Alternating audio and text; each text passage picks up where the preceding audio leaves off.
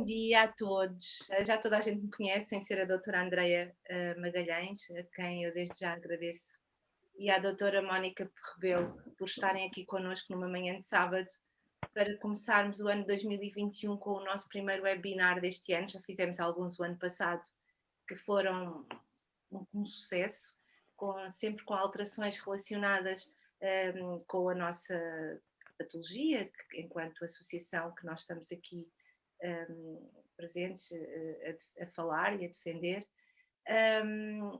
Eu faço parte da direção da Associação Portuguesa de Osteogénese Imperfeita, que foi uma associação que foi fundada em 2006 e que é uma organização nacional, exclusivamente voluntária, vive de voluntariado e que está inscrita como ONGPD, aliás, peço desculpa, e que tem o estatuto jurídico de uma IPSS.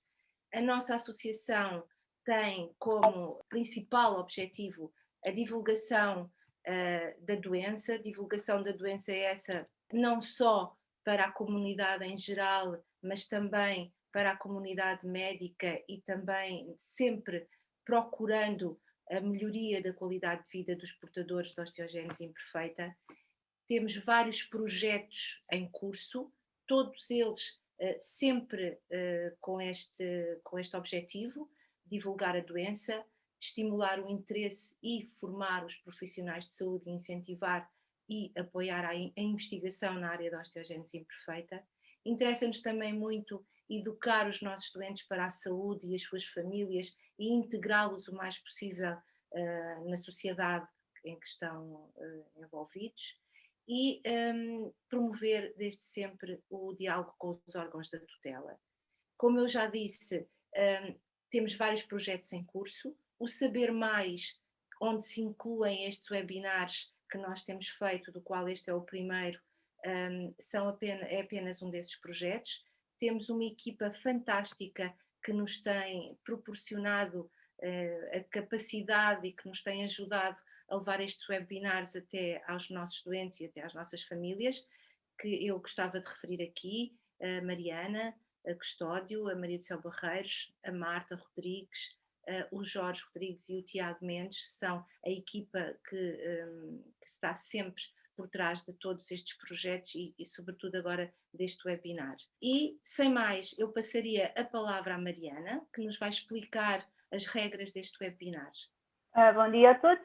Então vou relembrar as regras. É importante terem o microfone desligado para não haver o ruído de fundo durante as apresentações. Quem não o conseguir fazer, nós, administradores, conseguimos desativar o som. Podem, durante a apresentação, fazer perguntas aqui embaixo no chat ou bate-papo, quem tem o programa em português ou em inglês. As perguntas podem ser para toda a gente ver ou direcionadas para mim, Mariana Custódio. Basta escolher onde diz para e põe Mariana Custódio. Depois irei colocar as perguntas às autoras que irão apresentar o webinar. É importante que nos ajudem a cumprir o tempo, portanto, as perguntas não serão feitas ao longo da apresentação, mas sim no fim. Se não houver tempo para fazer todas as questões, então depois tentaremos responder posteriormente. Podem escolher a forma de apresentação. Esta parte você pode analisar se assim achar que consegue fazer. Podem ver só a apresentação e a pessoa que está a falar. Podem escolher ver várias pessoas, escolhendo aqui onde diz visualizar em cima do lado direito a forma de grelha ou padrão.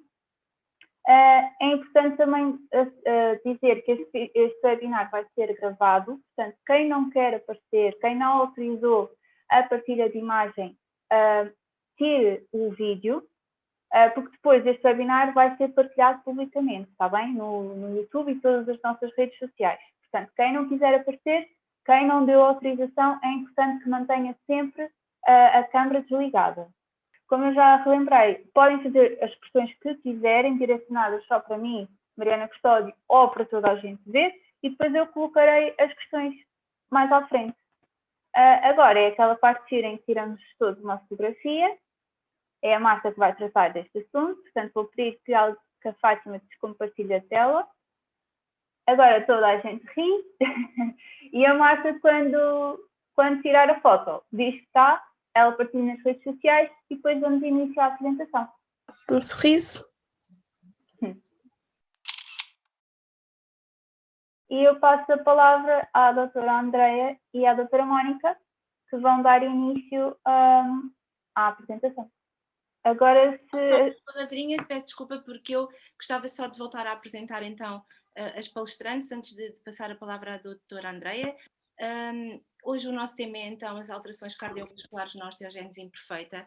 Eu tenho muito gosto em apresentar a doutora Andreia Magalhães, cardiologista do Hospital de Santa Maria, e um gosto muito pessoal, ainda mais, não um gosto maior, mas um gosto mais pessoal de apresentar a doutora Mónica Rebelo, minha querida colega de curso e minha querida amiga, que é um prazer ter-vos aqui às duas. E muito obrigada. A Mónica Rebelo é cardiologista pediátrica, portanto temos a equipa perfeita para falarmos nas crianças e nos adultos relativamente às alterações cardiovasculares que podem afetá-los nos portadores de osteogénese imperfeita. Muito bem-vindas, e agora sim passaria então a palavra, penso que à doutora Andreia Magalhães, que irá falar primeiro. Olá, bom dia a todos. É um prazer muito grande estar aqui também convosco. Quem vai começar vai ser a doutora Mónica, portanto, primeiro que tudo fala a doutora Mónica e depois eu voltarei, está bem? Tinha que falhar uma vez, mas pronto.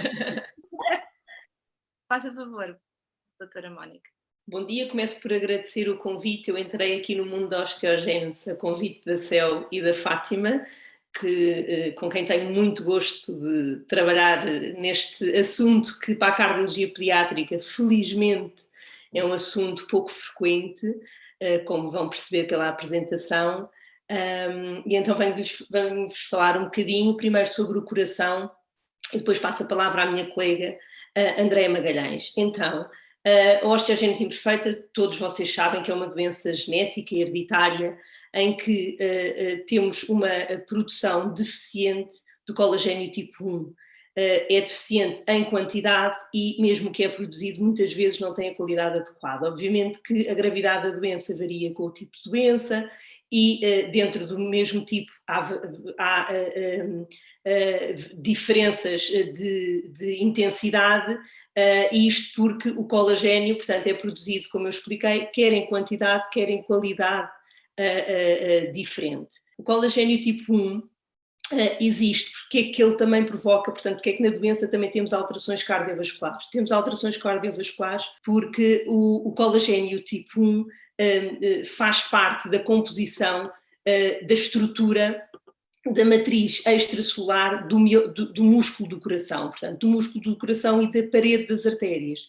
E por isso, nós temos num coração normal, portanto, isto é a vista anterior de um coração normal, isto é a vista posterior, portanto, temos o músculo do coração, que é grande parte do coração, não é? E depois temos as artérias.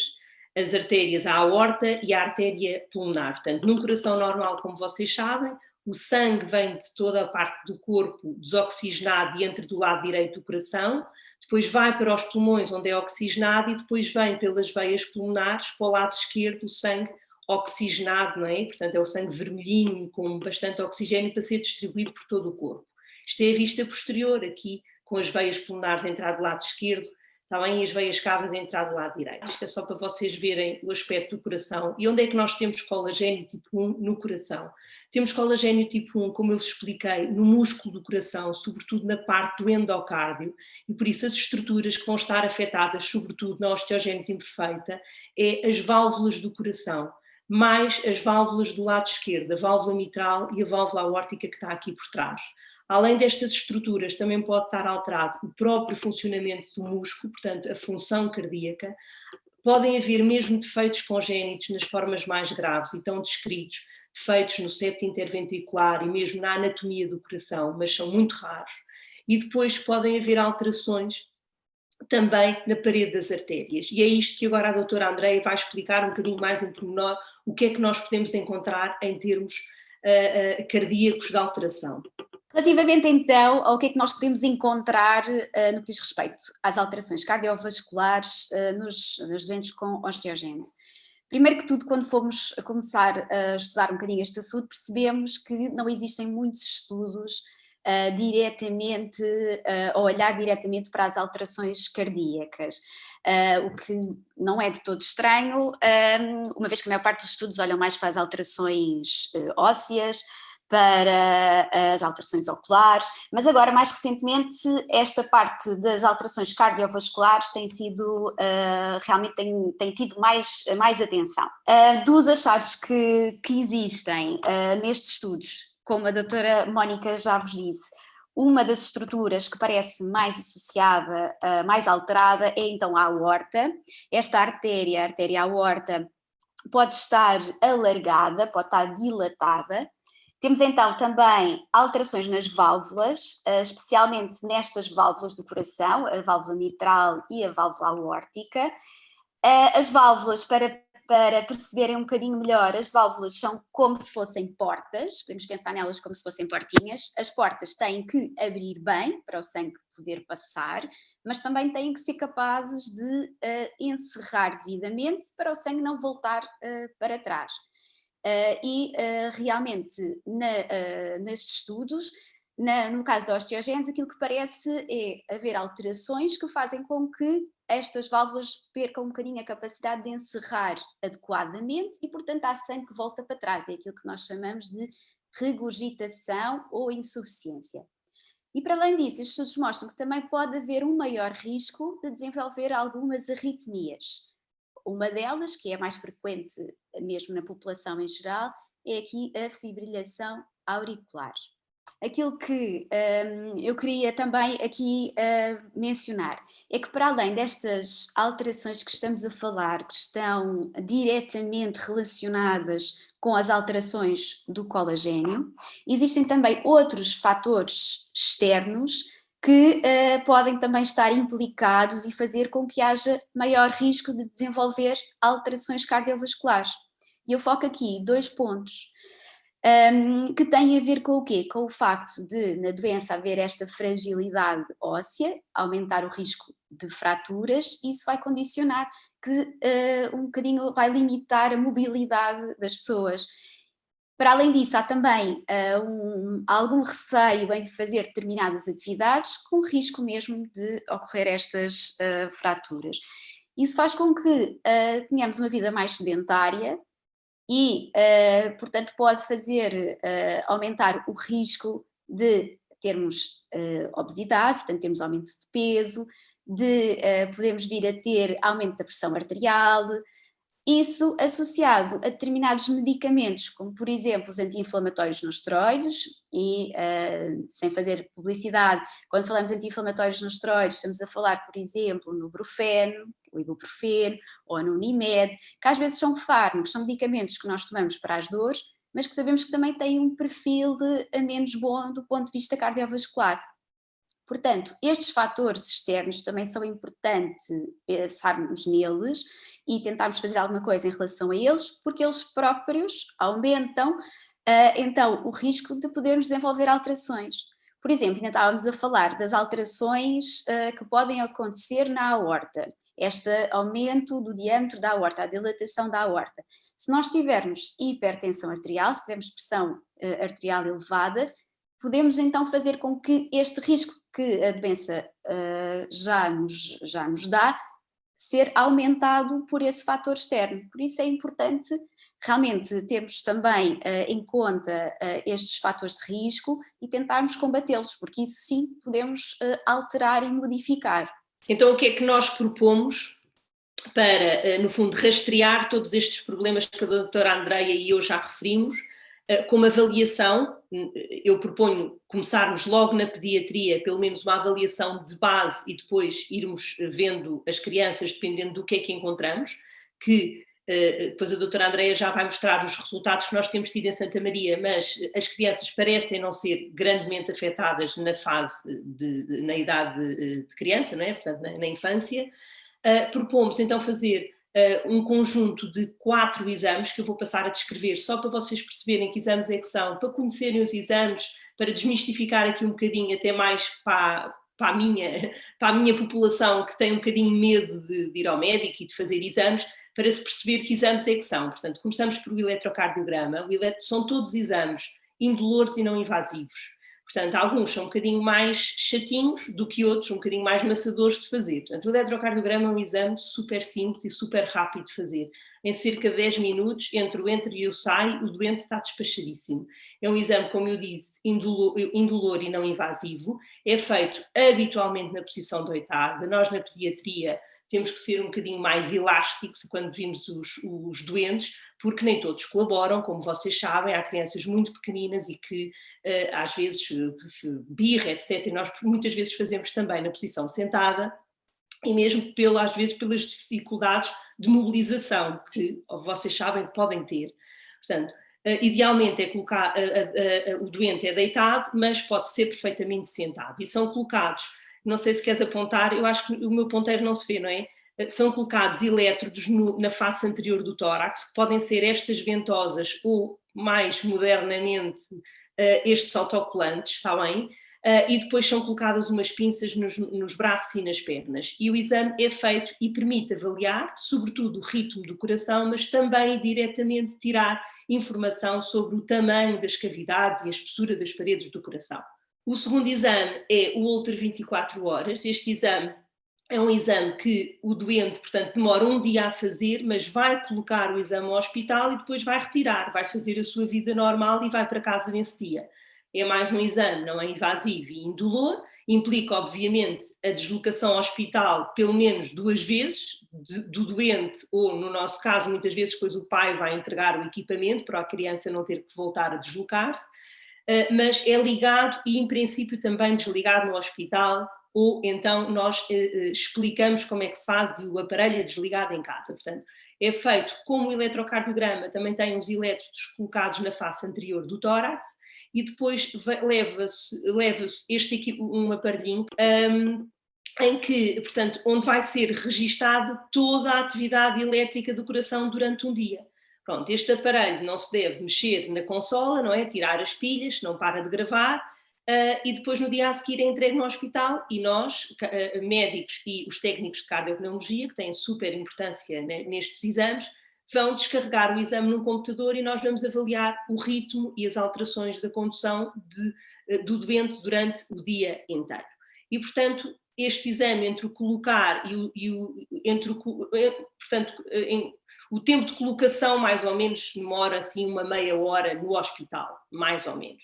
E depois, obviamente, que o doente nesse dia não pode tomar banho normalmente, mas isso habitualmente é explicado quando o exame é colocado. Portanto, são tudo exames que são relativamente fáceis e são, sobretudo, indolores, que é uma coisa super importante, como vocês sabem. A seguir, portanto, propomos ainda um exame também de 24 horas, mas este para medir a pressão arterial. Pronto, porque como vocês perceberam, pode haver problemas no ritmo, na função, na morfologia e temos que rastrear depois também fatores de risco associados. A pressão arterial é muito importante, não só porque pode coexistir ou também associada à doença, porque estas alterações nas paredes das artérias tornam as artérias um bocadinho mais rígidas e pode provocar um início de hipertensão mais precoce do que se a pessoa não tivesse uma osteogênese. A medição ambulatória da pressão arterial é parecido com o Holter em termos de exame, não é? Quer dizer, é um exame que também é colocado num dia, retirado no outro, também tem um aparelhinho que leva para casa, mas neste caso, em vez de termos os elétrodos na face anterior do tórax, temos uma braçadeira que vai insuflar e desinsuflar. Em princípio pode variar o tempo de 20 em 20, 30 em 30 ou de hora a hora. Isto pode ser modificado e nós na pediatria tendemos a pôr o tempo mais alargado, porque cada vez que insufla e desinsufla é incomodativo e o doente deve estar mais tranquilo, esticar o braço para a medição ser válida e ficar bem registada. Como no Holter, depois o aparelho é entregue no hospital no dia a seguir, é descarregado e nós vamos avaliar durante o dia todo todas as medições registadas e vamos fazer a interpretação dos resultados. Finalmente, o último exame é o ecocardiograma. Este ecocardiograma vai permitir avaliar, portanto, também, mais uma vez, é um exame indolor e não invasivo. Este, obviamente, implica o doente estar connosco durante mais algum tempo. É também deitado, não é? É colocado um gel que é frio, habitualmente. Agora já há uns ecógrafos que aquecem o gel, que são mais amigos, e aquecem o gel, mas habitualmente o gel é frio, é colocado na face anterior do tórax e nós com a sonda vamos, através do ultrassom, adquirir imagens do coração em movimento e, portanto, permite-nos avaliar toda a morfologia do coração e também como é que ele está a funcionar. E é neste exame que vamos ver as válvulas a funcionar, que a doutora Andreia referiu, ver se há estenoses, se há insuficiências, se há alterações na função do coração e ficar com estes 4 exames com uma avaliação cardíaca de mais ou menos todos os assuntos falados pela doutora Andreia, vistos e depois permitem uma avaliação basal e depois um seguimento. Nós propomos avaliar logo no diagnóstico e depois agora a doutora Andreia vai falar do que é que nós estamos mais ou menos a fazer em Santa Maria com os doentes de osteogénese imperfeita, está bem? Aqui em conjunto com este grupo fantástico de trabalho, está bem? Obrigada. Portanto, como alguns de vocês já sabem, o Serviço de Genética do Hospital de Santa Maria começou há algum tempo a fazer um estudo. A ideia deles era realmente conseguir caracterizar, conseguir estudar a osteogénese imperfeita do ponto de vista genético e ter uma amostra maior possível da população portuguesa.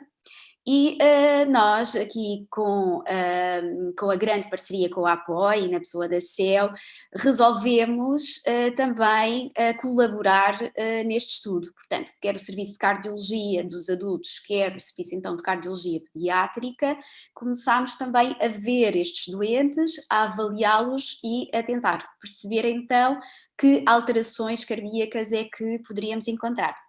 Portanto, a ideia é exatamente isto, é tentar aumentar o conhecimento das alterações cardíacas nos doentes com osteogénese, tentar perceber qual é a prevalência, ou seja, se é algo muito frequente, pouco frequente, quais são as alterações mais importantes que encontramos.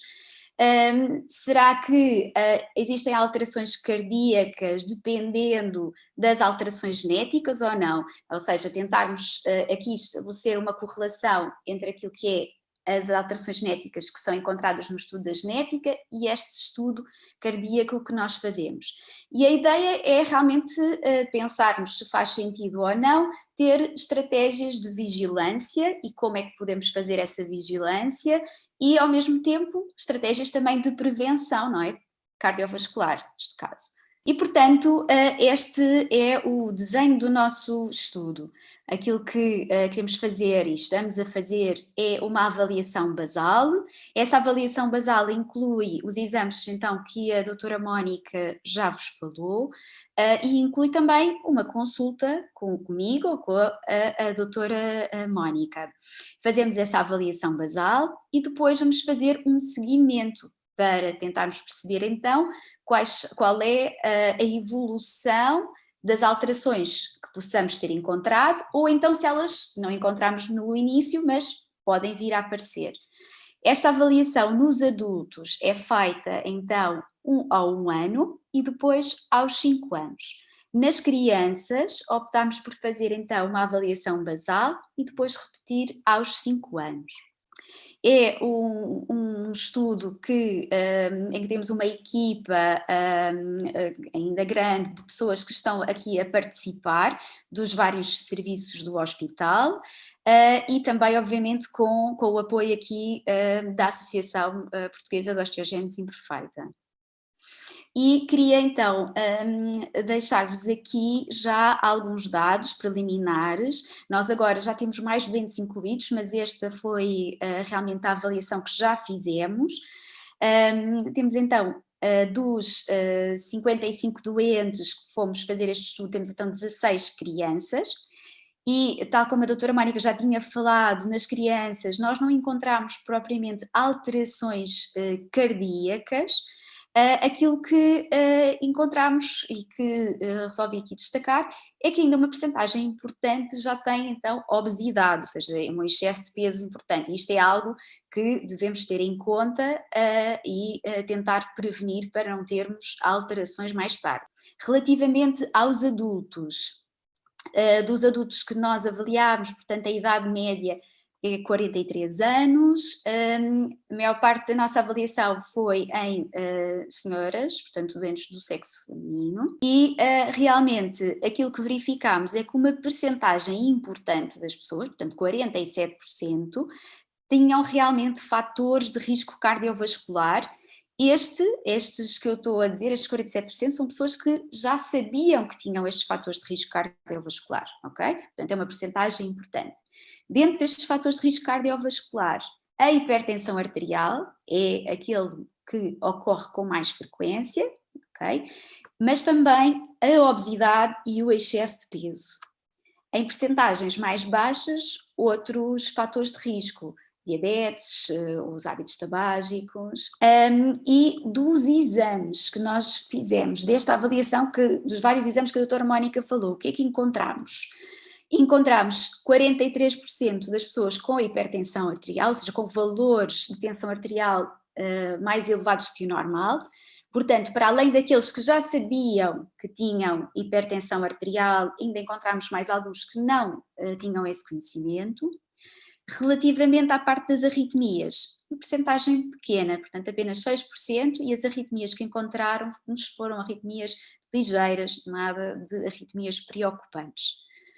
No que diz respeito então às outras alterações que conseguimos ver no ecocardiograma, vimos que 22% das pessoas tinham uma aorta dilatada. Dentro destes, a grande maioria são dilatações ligeiras da aorta. Relativamente às válvulas, como esperávamos, encontramos também uma percentagem importante de pessoas com alterações nas válvulas, mas, mais uma vez, a grande maioria alterações ligeiras. E, portanto, aquilo que nós verificamos é que, apesar de tudo, e isto é algo que queremos deixar aqui a mensagem, as alterações cardiovasculares não parecem tão frequentes, tão prevalentes como outras alterações que a osteogênese provoca, ok? A maior parte delas, aquilo que a gente vê é que surgem na idade adulta e realmente, e isto também é uma mensagem importante, conseguimos tratá-las com facilidade se for necessário.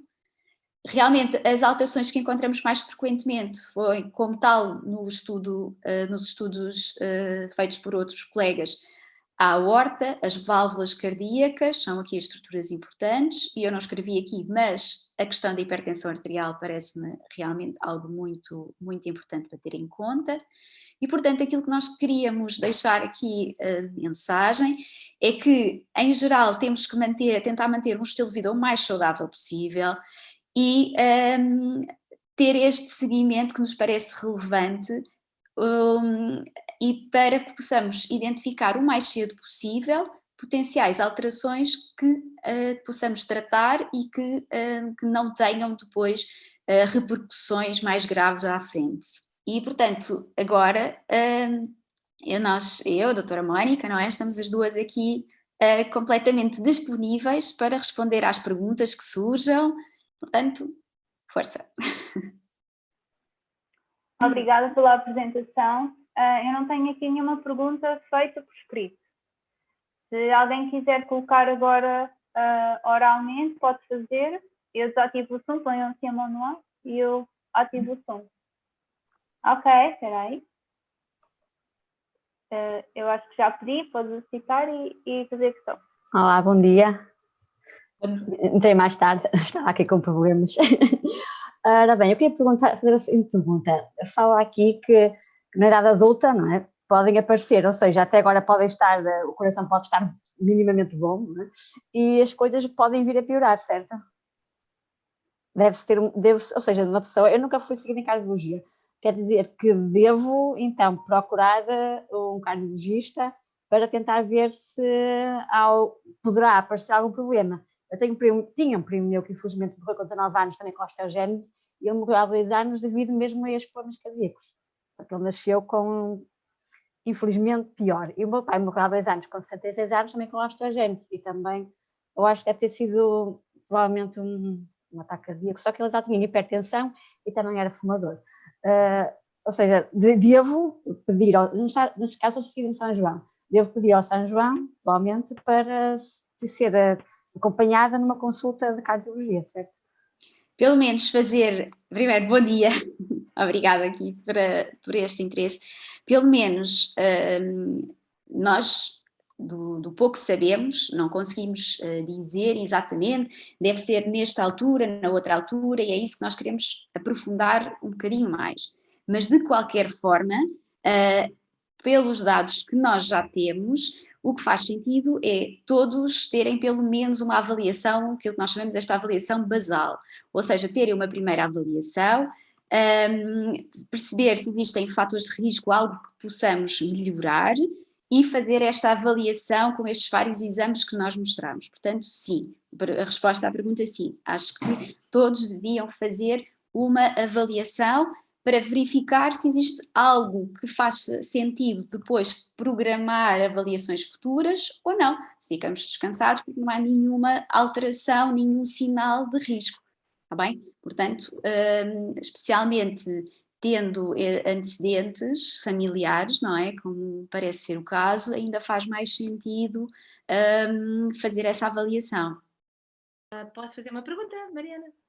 Sim, sim. Muito obrigada. Realmente estes webinars têm-nos ensinado imenso sobre áreas tão variadas como, neste caso, a cardiologia e vamos ter ainda mais alguns com outras áreas como a ginecologia e a obstetrícia, enfim. Mas o que eu queria perguntar, primeiro era saber se vocês já têm algum resultado preliminar que tente ligar, e penso que isso vai ser um trabalho que vocês estão a desenvolver, o tipo de osteogênese com o tipo de alterações cardíacas. Essa é uma das perguntas. Se realmente acham que podem encontrar alguma correlação. Sabemos que não há nada de muito bem feito nesta área a nível europeu, a nível mundial até, portanto, na área das alterações cardíacas nos doentes com osteogênese. Portanto, o vosso trabalho é muito ansiado em termos de resultados e espero que vocês o continuem, apesar de todas estas dificuldades que estamos a viver e com a dificuldade que estamos a ter de avaliar os nossos doentes. Portanto, uma das perguntas seria essa, aguardamos com muita expectativa aquilo que vai acontecer, porque apesar de serem raras, as alterações acontecem. E outra coisa, nós estávamos a tentar também, porque não existem guidelines ainda consensuais a nível mundial de como avaliar e como fazer o seguimento, quer das crianças, quer dos adultos com osteogênese. Imaginemos que nós estamos a fazer um protocolo agora, que com certeza vai ser baseado com outros países que já têm alguma coisa feita nacionalmente, portanto para eles próprios. O que é que vocês sugeriam no caso de um protocolo de avaliação de uma criança, além dessa avaliação inicial? O que é que vocês sugerem no caso de mais ou menos com regularidade? Que tipo de exames? Se fariam os 4 exames? Se fariam só alguns? E também no caso dos adultos. Ok, então começando aqui pela primeira pergunta, um dos objetivos do estudo é exatamente esse, era já que temos o Serviço de Genética a colaborar connosco e estão a recolher esta informação tão importante sobre as alterações genéticas dos vários doentes, a ideia é essa, é tentar correlacionar com o tipo e correlacionar então mesmo com a alteração genética que tem por trás. Neste momento, com esta população que temos avaliada, que ainda é uma população pequena, não conseguimos encontrar, nesta primeira avaliação, nenhuma correlação. Aqui a expectativa, e é isso que nós queremos, é aumentar o número de doentes, aumentar a nossa amostra para conseguirmos ter mais resultados. Esta questão da pandemia veio complicar um bocadinho as coisas, isso é verdade, ou seja, nós estamos com mais dificuldade em chamar mais doentes, em fazer mais avaliações e por isso não conseguimos aumentar a nossa amostra tanto como esperaríamos, mas a ideia é essa, é continuarmos a ver os doentes, continuarmos a fazer este seguimento e conseguirmos realmente ver se podemos ter aqui alguma correlação com o tipo de osteogênese, e isso vai ser importante também para a segunda pergunta, para a questão dos protocolos, não é? Porque se conseguíssemos individualizar o máximo possível de acordo com o tipo de osteogênese que temos, faria mais sentido, mas pronto, isso neste momento ainda não temos dados para isso. Em termos do protocolo, Neste momento eu acho que faz sentido, com o grau de conhecimento que temos, que ainda é diminuto, faz sentido fazer esta avaliação, que pode parecer um bocadinho extensa, mas para mim faz sentido fazer esta avaliação com os vários exames que estão a olhar para as alterações cardíacas de formas distintas, não é? Estamos a olhar para a hipertensão, estamos a olhar para as arritmias, estamos a olhar para as alterações estruturais que existem, portanto para mim faz sentido manter, pelo menos até termos mais conhecimentos, faz sentido manter estes 4 exames. A grande questão é qual seria a periodicidade mais lógica, ok? Neste momento aquilo, não há consenso, como disse, nós optámos por escolher esta periodicidade, o 1 ano e os 5 anos, obviamente para quem não tem alterações ou para quem tem alterações ligeiras. Se nós na primeira avaliação, na avaliação basal, encontrarmos alterações mais importantes que façam sentido fazer um follow-up mais apertado, um seguimento mais apertado, então faremos essa alteração individualmente. Mas neste momento, mesmo para fazer guidelines em termos nacionais, digamos assim, eu utilizaria estes timings que estamos a utilizar para o nosso protocolo. Relativamente às crianças, é como a doutora Andreia está a falar, para já nós não encontramos grandes alterações, mas eu acho que uma avaliação basal na altura do diagnóstico, eu acho que seria essencial. Obviamente que com a evolução da medicina e da tecnologia, sobretudo quem tem história familiar, os diagnósticos são cada vez mais precoces.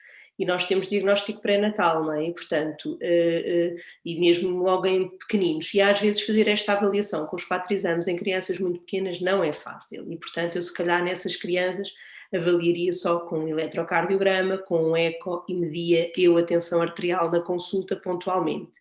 Mas pronto, mas isso é ajustável, né? E é isso que eu tenho feito. Até agora nós não temos tido bebés muito pequeninos, tenho uma criança de 1 ano que não consegui fazer a avaliação completa, mas não tenho outras crianças que não tenha conseguido. E, portanto, eu também proporia igual, a avaliação basal com os 4 exames, idealmente, e depois, como nas crianças não estamos a encontrar nada, passado 5 anos, ou completa, ou pelo menos o eco, o eletrocardiograma e uma avaliação tensional em consulta, e depois logo se viria. Logo se veria como é que fazemos.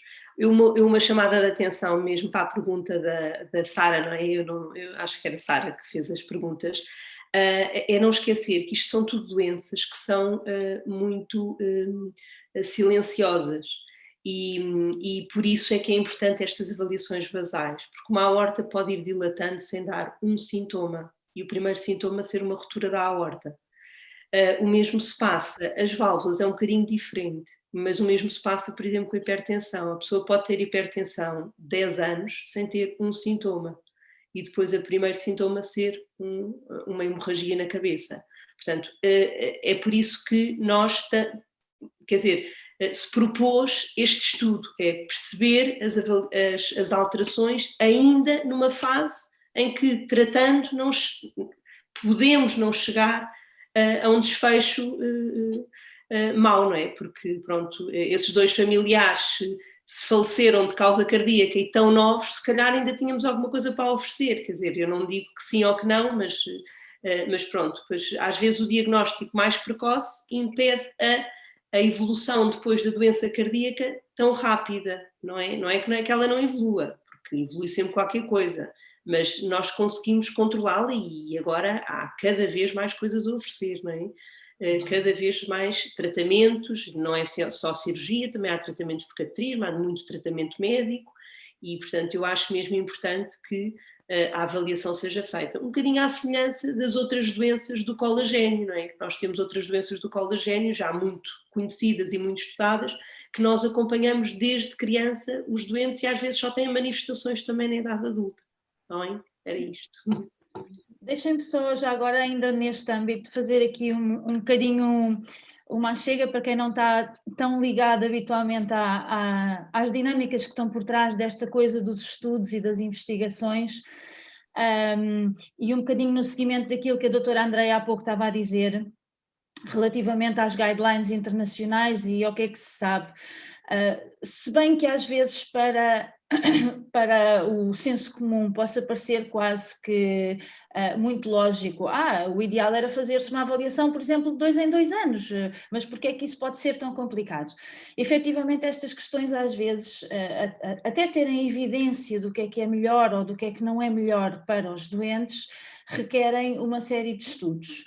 E aquilo que eu vos queria dizer é que neste momento, e como a Fátima estava a dizer, o papel que nós temos tido em Portugal aqui com este estudo de sermos pioneiros nesta avaliação global dos nossos doentes, não é uma preocupação exclusivamente nossa, e neste momento, a nível internacional, está a ser estabelecido um trabalho de investigação que tem a ver exatamente com a análise do que é melhor avaliar, portanto, não é o estudo propriamente dito, mas o que é melhor avaliar quando se fazem estes tipos de estudo e qual é que será a melhor periodicidade para fazer estas avaliações. E, portanto, dizer-vos que todos estes estudos também cada vez mais envolvem as associações de doentes e os representantes dos doentes como uma forma de dar voz àquilo que são as preocupações. E eu, a Mónica e a Andreia estamos exatamente envolvidas neste painel de experts que muito brevemente vocês vão começar a ver circular na internet, recrutar a participação de doentes para participar nestes painéis de discussão de doentes, para ver refletidas o que é que são as preocupações de doentes, que é aquilo que nós chamamos os focus groups. Portanto, quando vocês começarem a ver aí, nós começarmos a divulgar que estão a ser recolhidas inscrições para quem quiser participar nestes focus groups, serão exatamente uma espécie de webinars em que vão ser postas em consideração o que é que são as vossas preocupações e recolher essa informação para que ela depois também seja refletida nas investigações. Só mais uma pergunta num ponto de vista mais prático. Já percebemos que os nossos sócios conseguem aceder a este estudo, portanto a terem a sua avaliação genética e consequentemente uma série de avaliações feitas. Portanto, basta inscreverem-se como sócios e imediatamente terão acesso a esta avaliação toda? Não sei se respondo eu, se calhar respondo eu, que é talvez mais fácil.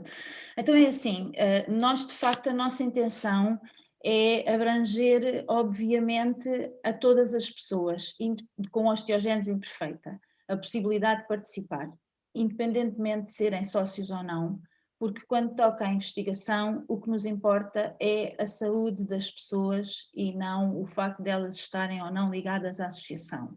A nossa maior preocupação, o estudo em Santa Maria, como a doutora Andreia e a doutora Mónica estavam a dizer, estava a decorrer sobre rodas já há algum tempo.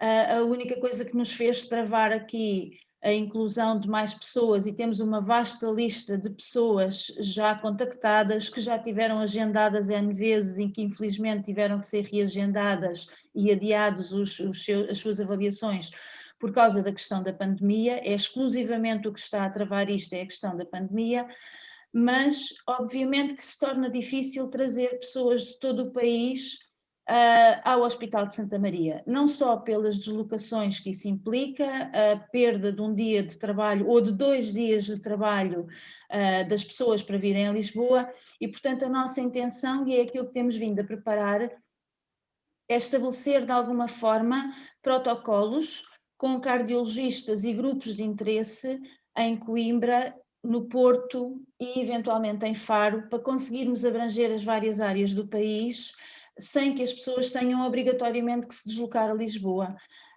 O protocolo tem algumas especificidades, mas do ponto de vista prático é um protocolo relativamente simples de implementar, e portanto a nossa intenção é poder abrir, por exemplo, no Porto, a um cardiologia, que haja um grupo de interesse na equipa da cardiologia, por exemplo, do São João, ou do Hospital de Braga, ou do Hospital das Universidades de Coimbra, e que vejam estas pessoas localmente. Tudo isto já estava em curso e os contactos estão todos estabelecidos.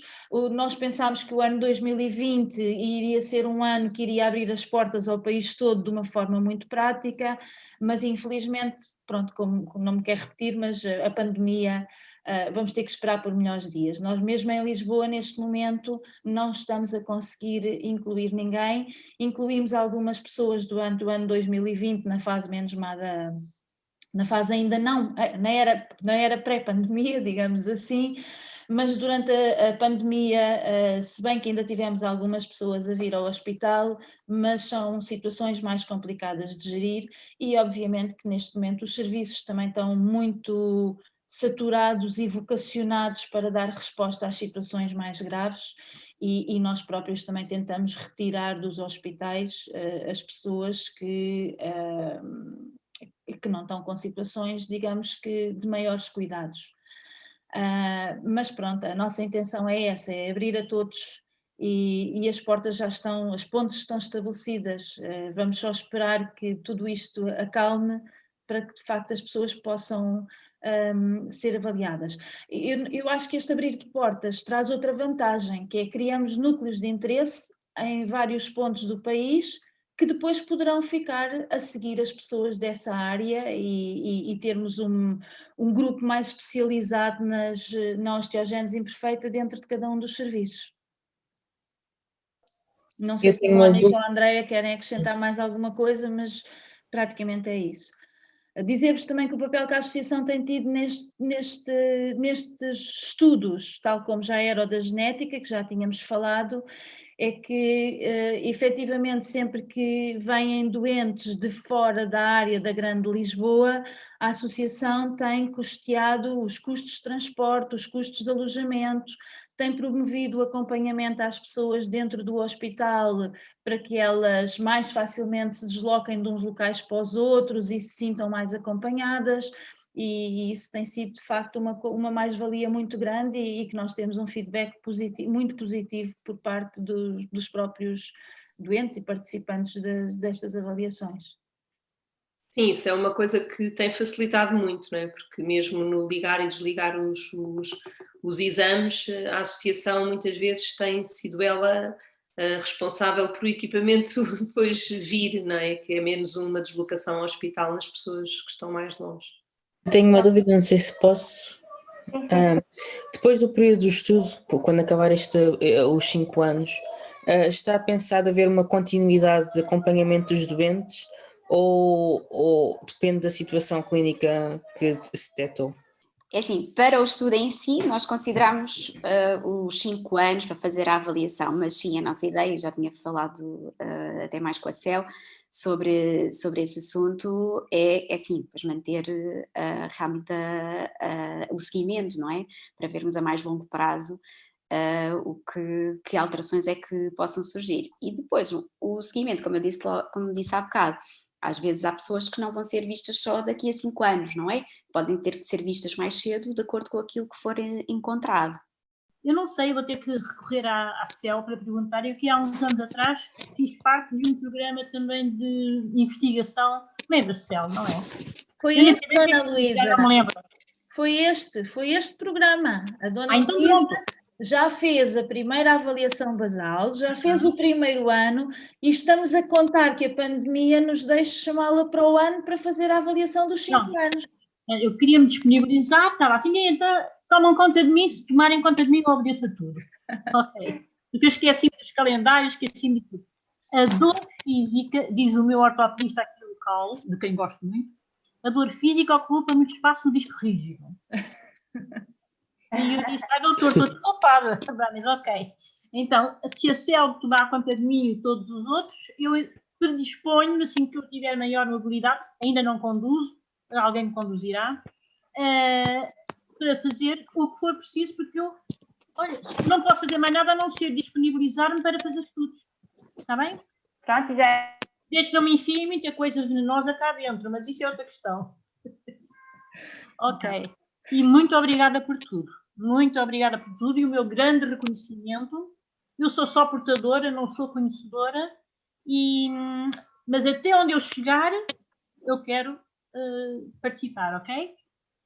Obrigada, doutora. Obrigada. Não tinha nada, obrigada eu. Quem está obrigada sou eu é que estou obrigada. Eu é que agradeço. Eu queria fazer também uma questão à Andreia e à Mónica, que tem a ver um bocadinho com aquilo que a Sara estava a dizer, que é, estas avaliações iniciais, bem sei que nós nesta fase estamos a fazer na cardiologia, porque estamos a cumprir um protocolo que ainda está em estudo. Mas para deixar se calhar um bocadinho mais descansados aqueles que terão mais dificuldade às vezes em aceder a uma consulta de especialidade, parece-vos que esta avaliação inicial pode ser feita, por exemplo, junto dos médicos de família e no caso do médico de família detectar algum problema, enviar então para a consulta da especialidade? Na minha... Oi? Sim. Não, ficaste... Pois, tirei. Sim, eu concordo contigo perfeitamente. Acho que numa primeira avaliação não tem qualquer problema ser o médico de família a solicitar estes exames e depois realmente enviar para a especialidade se encontrar algo de anormal. Não vejo, acho que sim, acho que é algo relevante. A questão é que temos que chamar um bocadinho a atenção, se calhar aos nossos colegas também, da medicina geral e familiar, que podem não estar tão despertos, não é, para estas possíveis alterações. Pois nós sabemos que infelizmente a osteogénese imperfeita foca muito a atenção em toda a parte motora e os outros problemas são frequentemente esquecidos, não é? Posso colocar, não é uma questão, mas eu, por exemplo, sou avaliada desde pediatria, já estou nos adultos, não é? Mas a pediatria sempre fui avaliada, fiz exames, fiz sempre o eletro e o, eu não sei muito bem qual é, mas é o e o dos, sim, eu nunca fui seguida especificamente na área, mas a minha pediatra na altura, de 2 em 2 anos, sempre requisitou os exames. E atualmente na medicina interna, que vou ter consulta dentro de um mês, porque surgiram umas questões, provavelmente vai novamente pedir, porque já fizeram os 2 anos e eles consideram que de 2 em 2 anos, 3 em 3, deve ser avaliada nesse âmbito. Portanto, depende também, se calhar, depende do médico, se calhar. A minha médica sempre se preocupou com essa área. Sim, depende obviamente do conhecimento da doença, não é? E é isso que a Céu estava a dizer. A osteogénese imperfeita é uma doença para que nem todos os médicos também estão alerta. Provavelmente a ortopedia terá conhecimento, porque sem dúvida que os problemas de mobilidade, se calhar, são os que incomodam pelo menos mais, não é? E depois eu acho que a pediatria, de uma forma geral, quando a doença tem manifestação logo, ou é diagnosticada logo na idade pediátrica, os pediatras, de uma forma geral, tudo o que é doenças genéticas, têm esse cuidado de pedir uma avaliação mais completa e de pedir muita avaliação genética e depois, juntamente com os colegas da genética, ver qual é a avaliação global. Eu falo isto porque mesmo em relação a outras doenças, eu recebo muitos pedidos de avaliação de doentes que às vezes eu até tenho desconhecimento da própria doença, mas quer pela genética, quer pela pediatria, enviam à cardiologia porque no estudo de que órgãos é que vão ser envolvidos, mesmo que seja só no futuro, está lá a cardiologia, então fazem logo uma avaliação inicial. Isso acontece-me com outras doenças. E por isso eu acho que há semelhança disso quando o diagnóstico foi precoce, e pelos vistos foi, não é? É seguida desde pequenina. Não deve ser diagnosticado, pelo menos, como foi dito, nada, mas ótimo. De forma eles continuam a fazer. É a prevenção, quanto mais cedo, melhor. Sim. Há outra questão que é uma das questões que nós estamos também a tentar avaliar com estes estudos, como a doutora Andreia dizia há pouco, que às vezes pode parecer do senso, pode parecer assim uma coisa muito evidente, pensar-se que se calhar as pessoas com formas mais marcadas do OI podem ter tendência também a ter mais alterações cardíacas. Isso é uma coisa que neste momento ainda não está não há evidência, portanto não está estudado que a gente possa dizer que se calhar as pessoas do tipo 3 podem precisar de mais vigilância, ou que as pessoas com o tipo 4 mais marcado que podem precisar de mais vigilância, ou que se podem encontrar mais achados. Ainda não há uma relação direta estabelecida, mas isso é uma coisa que, por exemplo, nós encontramos muito, ou mais facilmente na classe médica, os próprios médicos, dentro daquilo que é o conhecimento que têm da doença, poderem pensar isso e aí recomendarem se calhar avaliações mais periódicas, mas pronto, vale mais sempre, obviamente, que fazê-las a mais. Bom, se não há mais perguntas, estamos em cima da nossa hora. Resta-me agradecer muito a presença da Mónica e da doutora Andreia aqui hoje. Foi realmente extremamente esclarecedor. Eu aprendi imenso nestas sessões e acho que falo por todos. Foi um prazer poder contar convosco, é um prazer poder continuar a contar convosco. Acho que a associação só tem a ganhar em conseguir parceiros como Santa Maria e como os médicos de Santa Maria que aqui temos hoje connosco. E todos os outros que nos quiserem ajudar. E obrigada, foi muito, muito interessante. E não sei se mais alguém quer dizer alguma coisa, mas é um prazer ter estes webinars tão participativos, porque para nós que somos poucos, este número já é muito, muito importante e tenho a certeza que vai haver muita gente interessada em ver a gravação posteriormente. Doutora Andreia, doutora Mónica, tenham um excelente fim de semana. Muito obrigada pela vossa participação, pela vossa ajuda, pelo vosso apoio constante, que nós sabemos que qualquer coisa podemos recorrer à vossa ajuda e à Maria do Céu, que também faz parte da vossa equipa enquanto cientista participante, e desejo-vos a todos um muito bom dia. E muito obrigada. Obrigada. Muito obrigada.